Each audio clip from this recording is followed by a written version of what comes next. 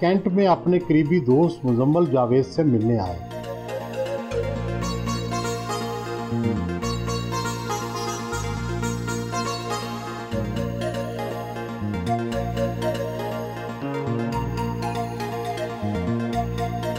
उनके करीबी दोस्त बिजनेसमैन आमिर अब्दुल्ला और तारक नज़ीर भी मौजूद थे। मुजम्मल साहब बताएं, तनवीर साहब एज ए फ्रेंड कैसे हैं?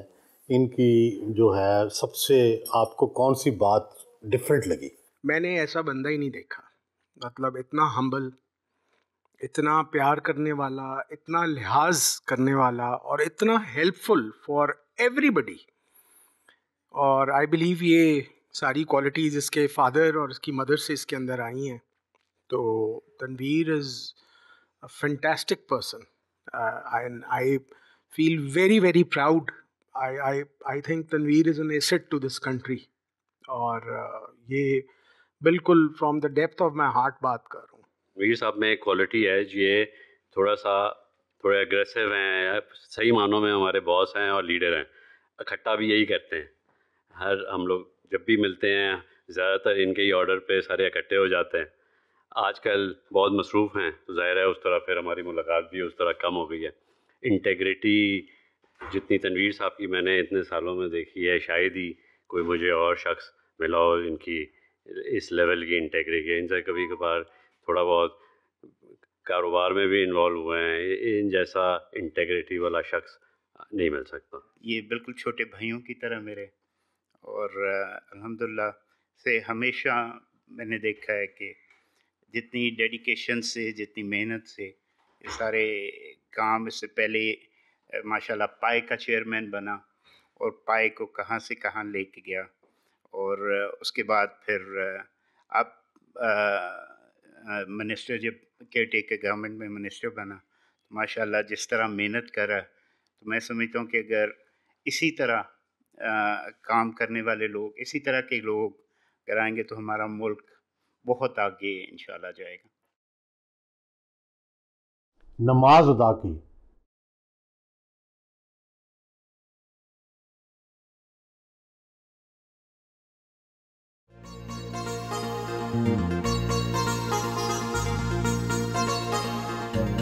सूप और प्रॉन्स, फिश क्रैकर और चिकन विंग से तवाज़ो की गई।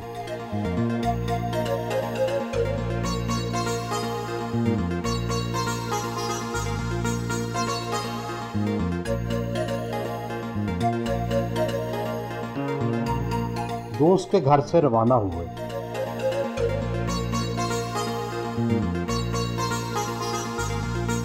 कैविटा के दफ्तर पहुंचे।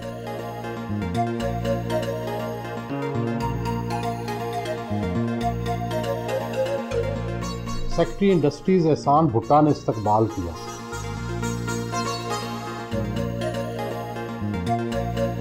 मीटिंग रूम में आए।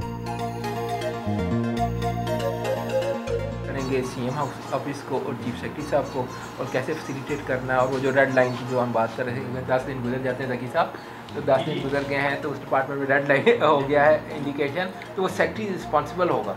तो इसलिए उनको भी वहाँ पर बैठने के लिए सीएम साहब ने कहा है कि उनकी भी आप स्केड्यूल बनाएं। सेक्रेटरी सनत और तजारत एहसान भुट्टा ने वन विंडो सेल के हवाले से तफसीली ब्रीफिंग दी।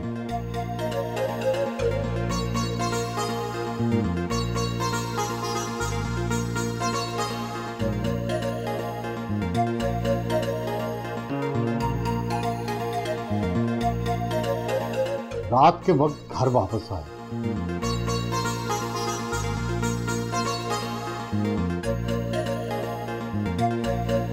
पोते पोतियों ने इस्तकबाल किया।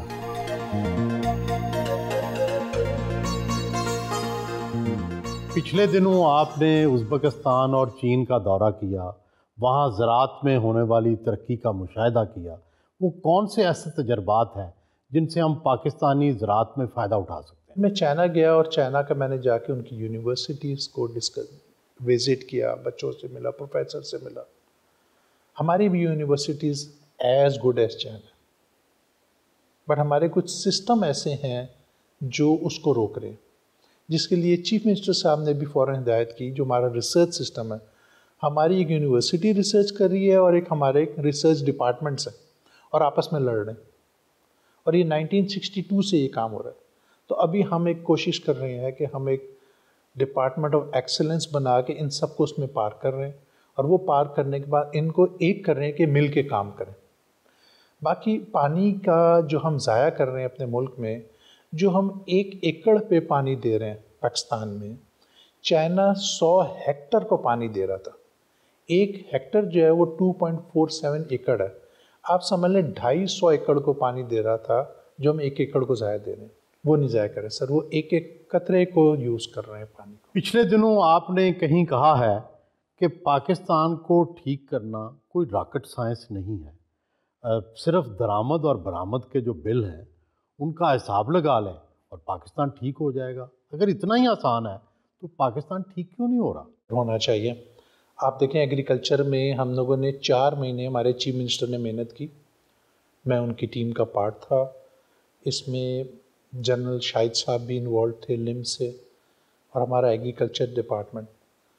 सिर्फ 4 महीने की मेहनत से $3 बिलियन की रुई हमारे पास आ गई। कपास पहले से ज़्यादा हुई, डबल होगी सर पंजाब में। इस बार गंदम पे जो हमने मेहनत की है, हम 16 मिलियन एकड़ गंदम जो लास्ट ईयर लगती थी वही लगाने जा रहे हैं। बट इंशाल्लाह हमारा टारगेट है, पिछले से पिछले साल 22 मन पर एकड़ की हमारी यील्ड आई थी, हम 40 का टारगेट कर रहे हैं। अगर हम अपनी गंदम डबल करने में कामयाब हो गए तो ये पहला टारगेट है। उसके बाद हम गंदम के एकड़ कम कर देंगे। अगर हम 4 मिलियन एकड़ कम कर लें और उस पर एडिबल ऑयल प्रोड्यूस कर दें तो सर $5 बिलियन का आप एडिबल इंपोर्ट कर रहे हैं। कंट्री हम एग्रीकल्चर हैं और एडिबल ऑयल हम इंपोर्ट करते हैं पाकिस्तान में। कितनी शर्म की बात है हमारे लिए। तो ये कोई रॉकेट साइंस नहीं है इसको ठीक करना।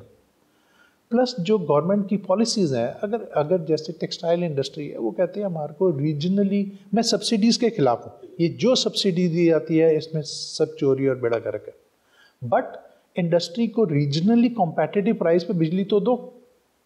अगर इंडिया 6 सेंट पे दे रहा है, बांग्ला 6 पे दे रहा है, चाइना 6 सेंट पे दे रहा है, तो 14 सेंट पे कैसे इंडस्ट्री चलेगी? ऐसा क्यों है कि कुछ बिजनेसमैन कहते हैं कि इस्तेहकाम होना चाहिए चाहे मार्शल लॉ ही आ जाए? तो क्या जमहूरियत एक बेहतर निज़ाम नहीं है जिसके ज़रिए इस्तेहकाम आ सकता है? नहीं, ऐसी बात नहीं है। देखिए, बिजनेसमैन ये कहता है कि पॉलिटिकल स्टेबिलिटी चाहिए। जो भी हुकूमत है, जो भी आ जाए, वो लॉन्ग टर्म रहे, टाइम पूरा करे। जब एक पॉलिसी आप बनाते हैं, उसको जब चेंज कर देते हैं तो काम चलता नहीं है। अब देखें ना, पूरी इंडस्ट्री 6% इंटरेस्ट रेट था, अब आप उसको 25% कर दिया तो पूरे पाकिस्तान की इंडस्ट्री कोलैप्स हो गई। पिछले 2 साल पहले बिजली जो थी वो 9 सेंट की मिल रही थी, आज आपने 14 सेंट की कर दी। तो जो अरबों रुपए की इन्वेस्टमेंट लगी वो कहाँ गई? वो बर्बाद हो गई। सब लोग बैंकरप्ट हो रहे हैं। तो बिजनेसमैन तो देखे ना, किसी पॉलिटिकल पार्टी के साथ नहीं है, वो सबके साथ है। मगर बिजनेसमैन ये कहते हैं कि सर स्टेबिलिटी दे दें, एक स्टेबल पॉलिसी हो कि वो अपनी प्लानिंग कर सके। क्योंकि बिजनेसमैन 10-10 साल की प्लानिंग करके इंडस्ट्री लगाते हैं।